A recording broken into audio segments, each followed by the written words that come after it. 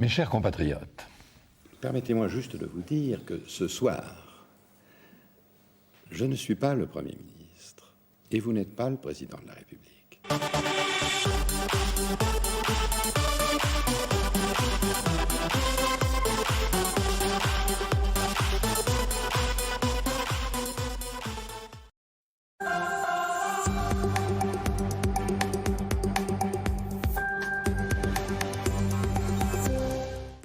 Bonjour à tous, bonne fête à tous les Émiles. Il m'entraîne au bout de la nuit, les Émiles de mes nuits. Bref, bienvenue au Jacques Info du 22 mai.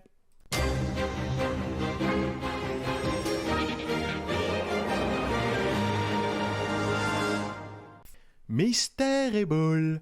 Recherchés par Interpol, les boulistes et les marchands de meubles suédois, notre mystérieux individu a été vu pour la dernière fois dans la ville de Boulogne.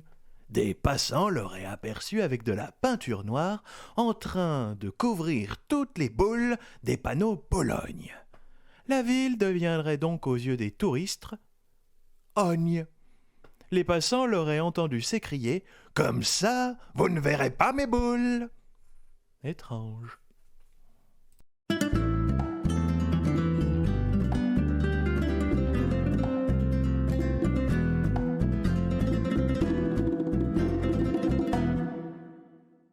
Émission et divertissement.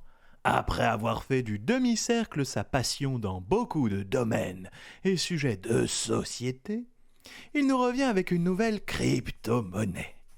J'ai la chance de l'avoir sur le plateau. Myron, bonjour et bienvenue au Jacques Info. Bonjour, monsieur l'ancien président. C'est un honneur pour moi de me retrouver ici dans votre hebdomadaire et d'être interviewé par une personnalité aussi importante que vous, que je respecte infiniment. Merci encore.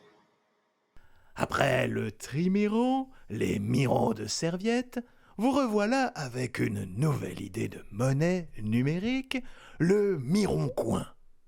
D'où vous êtes venu cette splendide idée?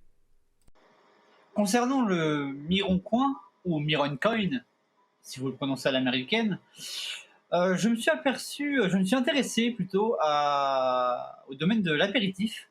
Et en voyant les OPA agressifs de cajou contre les grandes marques d'apéritifs actuelles, je me suis dit qu'elles se mettraient à un moment ou à un autre à la crypto-monnaie avec le Cajou Coin. Et donc, je me suis dit que c'était le moment idéal pour le faire avant elle, pour avoir l'opportunité de prendre d'assaut ce milieu avant qu'elle ne se lance dans d'autres OPA agressifs dans d'autres domaines. Voilà pourquoi j'ai eu l'idée de ce Myron Coin et pourquoi je l'ai mise en place dès que possible. Une sordide affaire de l'hôtel de ville de Paris concernant les anneaux olympiques vandalisés a une enquête en cours. En tant qu'adorateur des demi-cercles, vous avez été suspecté. Qu'avez-vous à répondre à cela à l'antenne? Concernant l'affaire des anneaux olympiques vandalisés, j'ai effectivement été suspecté en tant qu'adorateur des demi-cercles. J'ai été interrogé par les autorités compétentes, mais il s'est avéré, après une enquête approfondie, que je n'étais pas coupable, puisque je ne m'abaisserais pas à commettre un acte de vandalisme aussi horrible. Cela dit, je dois vous avouer, en exclusivité ici, que je ne condamne pas moi-même les perpétrateurs de ces horreurs, parce que c'est aux autorités compétentes de le faire, et je n'ai pas voix au chapitre quant au fait de juger les gens alors que je ne suis pas moi-même un juge. Mais je dois tout de même ajouter que l'idée de transformer les anneaux olympiques en demi-cercle olympique est quelque chose qui me ferait plaisir, même si je doute que le comité olympique, et notamment en l'honneur de Pierre de Coubertin, laisserait le logo des Jeux olympiques être changé de telle manière. Voilà tout ce que j'ai à dire à ce sujet. Et dernière question. Vous venez en exclusivité nous présenter un nouveau jeu télévisé. Qui veut gagner des mirons? Expliquez-nous le principe du jeu. Alors, concernant mon nouveau jeu télévisé Qui veut gagner des millions, alors le principe est simple, un candidat, ou plusieurs candidats dans l'émission, mais les candidats devront répondre à des questions à choix multiples, à 4 choix, pour gagner 2 millions de demi-pièces, et donc 1 million de pièces complètes. La monnaie sera des euros, donc vous gagnerez 2 millions de demi-euros, ce qui fera 1 million d'euros. Le déroulement du jeu sera simple. Je poserai des questions aux candidats avec des paliers. Ils auront le choix entre 4 réponses, ils devront choisir la bonne, et s'ils se ratent, ils perdront le jeu, sauf s'ils ont atteint les paliers nécessaires à ne pas retomber à 0 demi-pièce. Les candidats auront également accès à 4 jokers. Donc le premier joker, le demi-demi, qui éliminera 2 réponses sur 4, ce qui permettra aux candidats de choisir plus facilement entre les 2 dernières réponses. Le deuxième joker sera un appel à un demi-cercle. Si vous avez un demi-cercle dans votre entourage, enfin si le candidat a un demi-cercle dans son entourage, il pourra lui passer un coup de fil pour qu'il puisse l'aider à trouver la bonne réponse, s'il la connaît évidemment. Le troisième joker sera l'avis du public. Le public, pour ce jeu, portera des masques d'émoticônes souriantes, mais des demi-masques d'émoticônes souriantes, et le public votera avec une télécommande, et le candidat pourra avoir le pourcentage de réponse du public pour chacune des 4 propositions, et le candidat pourra s'aider du public pour répondre à la bonne question, en faisant confiance au public ou non d'ailleurs. Et le quatrième joker est un peu risqué et un peu spécial, ce sera le demi-tour, c'est-à-dire qu'on fera applaudir le public, et selon le nombre de décibels que le public procurera en tapant des mains, le nombre de décibels correspondra au nombre de demi-tours que le candidat devra faire sur sa chaise de jeu, jusqu'à ce que son esprit soit tournoie un petit peu, sa tête tournoie, puisque quand vous tournez sur vous-même, votre tête tournoie, et ensuite il choisira au hasard une des 4 réponses en espérant tomber sur la bonne, mais comme je le dis, c'est un joker très risqué. La première édition du jeu aura lieu très bientôt, et j'ai l'honneur, monsieur Chirac, de vous annoncer que vous serez notre premier candidat. J'espère que ça vous fait plaisir, et j'espère vous retrouver sur le plateau très bientôt, en espérant que le jeu vous plaise à vous, comme aux téléspectateurs, comme aux candidats et comme au public. Merci beaucoup. Je vous remercie, Miron, de votre venue. Tout de suite, nous allons passer quelques extraits de votre émission. Bonne journée à vous.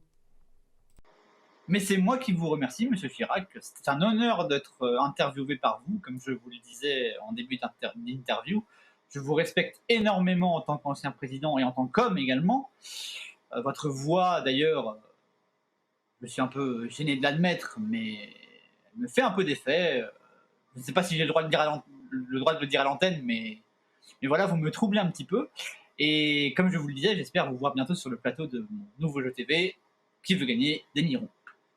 Merci à tous les téléspectateurs de nous avoir écoutés, de m'avoir écouté. Et monsieur Chirac, bon courage pour vos prochaines hebdomadaires.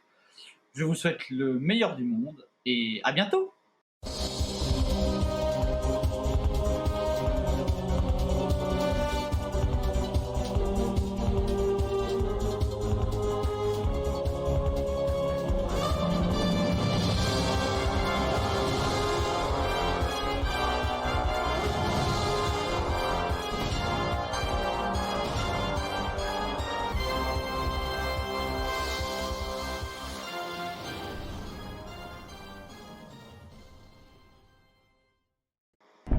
Pour la prochaine question, une question culture générale.